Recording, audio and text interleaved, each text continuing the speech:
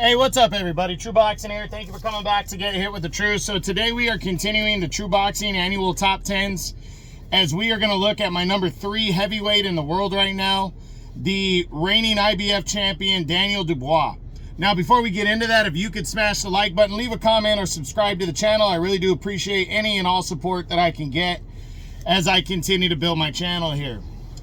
So Daniel Dubois entered the year at number 9. He had put himself back into the top 10 slightly after getting a victory over Jarrell Big Baby Miller in 23, where he rallied and scored a 10th round TKO win in a fight that a lot of people thought he was going to lose because he was coming off the prior performance against Alexander Usyk, where he got dominated and stopped in 9 rounds, but also had a moment where he scored a what was ruled a low blow, but what really was right on the belt line, a body shot that put Usyk down hard.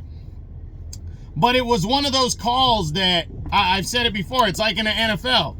You stick with the original call because it was too close to call. So I didn't fault the referee for calling it a low blow. It was right there, but if he would have called it a knockdown, Daniel Dubois is the heavyweight champion of the world, and the whole landscape gets switched up. But he entered the year, really, nobody knew what you were going to get out of Dubois. And he came back after the Day of Reckoning card where he got the win over Big Baby Miller. He came back on June 1st on the 5 versus 5 card and would compete for the vacant IBF interim title against the heavy favorite, the undefeated Filip Hrgović. Hrgović was the most avoided guy. He was waiting around for his mandatory title shot that he had been due for a couple years. And everybody was expecting him to become the new champion. The interim champ, and then get the title shot, Hrgović.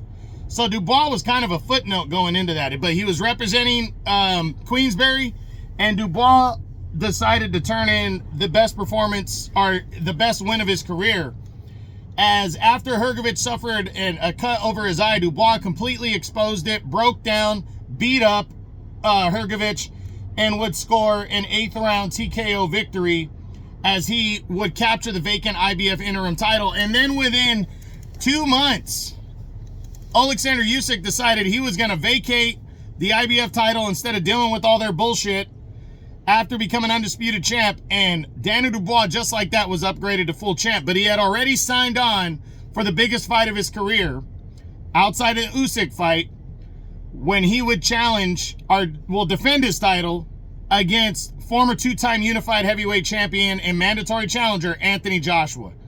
Joshua was next in line to fight for the IBF title, and Dubois was the champion going in, and Joshua was a solid favorite going into that one. A lot of people thought Dubois had a puncher's chance, but Joshua had looked great since stopping, since he had defeated, Otto Wallin on the Day of Reckoning card, and then destroyed Francis Ngannou earlier in the year on the in March as part of Riyadh season. So it was an all Riyadh season UK pay-per-view, and Danny Dubois went in there and turned in the best performance of his career as he impressively stopped Anthony Joshua, knocked him out in 5 rounds, and retained the IBF title. This was kind of his crowning moment as champion right there. And then at the end of the year, after already signing on to defend his title against Joseph Parker, he got in the ring after the rematch with Usyk and Fury ended and said he wants Usyk in a rematch. So Daniel Dubois closed out probably one of the top 2 or 3 years in boxing. He's going to be sitting towards the top as fighter of the year. Because to upset Filip Hrgović and Anthony Joshua, those are just 2 impressive ass victories, and really threw himself back in the mix. What a jump from number 9 to number 3 in the world. And you could even say number 2 because Tyson Fury has retired. We'll see how long that lasts. But Danny Dubois is a serious player now, and now he's got another monster fight coming up that could lead to a rematch with Usyk when he takes on Joseph Parker, the former world champion, the current WBO interim champion. They will collide in the co-main event of the most stacked card I've ever seen put together. It's the last crescendo, the Beterbiev versus Bivol rematch for the undisputed light heavyweight world championship. They are the co-feature, and basically it's the battle of the number 3 and 4 heavyweights in the world, or you could say the number 2 and 3. But I absolutely believe the winner of this fight is going to get Alexander Usyk for the undisputed title later this year. And if not, heavyweight's blowing up. There's so many huge fights that can be made right now.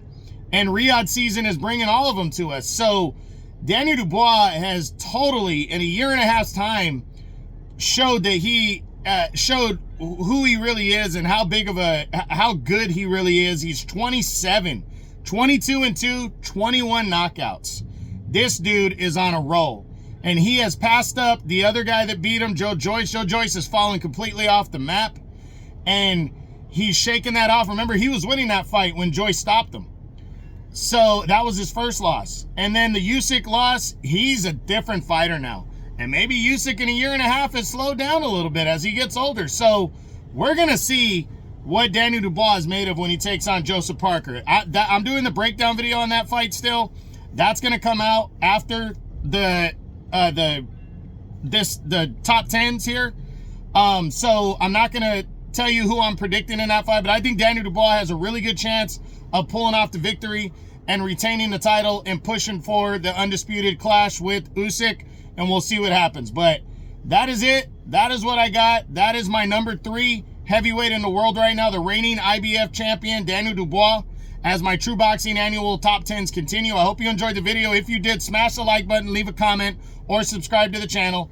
I appreciate any and all support. This is True Boxing. You've been hit with the truth.